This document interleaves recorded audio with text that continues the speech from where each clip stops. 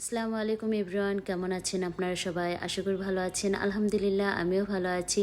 তো আরেকটি নতুন ভিডিও নিয়ে আপনাদের সঙ্গে হাজির হলাম। আশা করি আজকের ভিডিওটি আপনাদের ভালো লাগবে।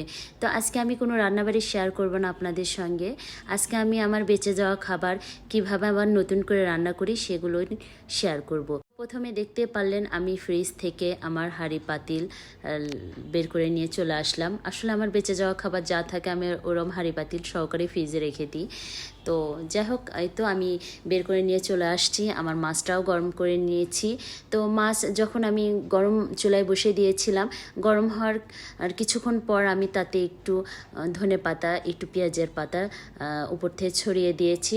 মনে হয় না এভাবে রান্না করা জিনিস আবারও রান্না করলে মনে হয় না যে এটা গতকালকের, মনে হবে আজকেই রান্না করেছি।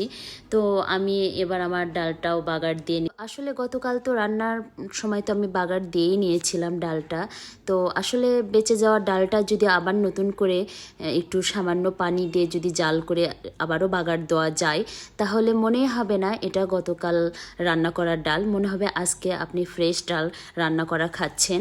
তো যাই হোক, আপনাদের সঙ্গে কথা বলতে বলতে তো আমার ডালটা বাগার দেওয়া শেষ। সকালে সবজিও রান্না করেছিলাম, সেখান থেকে কিছু সবজিও রয়ে গিয়েছে। তো ভাবলাম সেটাও একটু গরম করে নিই, সবজিটা দুপুরে তাহলে খেলে উঠে যাবে। তো আসলে এগুলো দিয়ে তো আর রাত পর্যন্ত হবে না, তো ভাবলাম রাতের জন্য ফ্রেশ কিছু রান্না করে নিই। তো রাতের জন্য আমি ছোটো মাছের চচ্চড়ি করব, সেই জন্য চচ্চড়িটা ঠিক করে নিয়েছি। এখন আমি আগে ভাতটা বসিয়ে দিই, তারপর অপর একটি চুলায় আমি চচ্চড়িও বসিয়ে দিব। এতে আমার ভাত চচ্চড়ি দুটা প্রায় হওয়ার মধ্যেই এখন আমি আমার গতকালে বেঁচে যাওয়া মাংসটা ছিল সেটাও একটু বাগার দিয়ে নেব।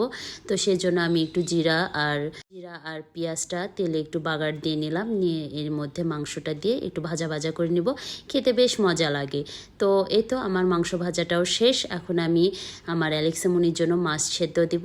তো এই তো মাছটাও সেদ্ধ দিয়ে দিচ্ছি, মাছ সেদ্ধ হোক। এদিকে আমি ভাবলাম আমি একটু ফল খেয়ে নিই, সেজন্য ফলটাও কেটে নিলাম। তো আজকের ফলে ছিল আমার বাতাবি লেবু।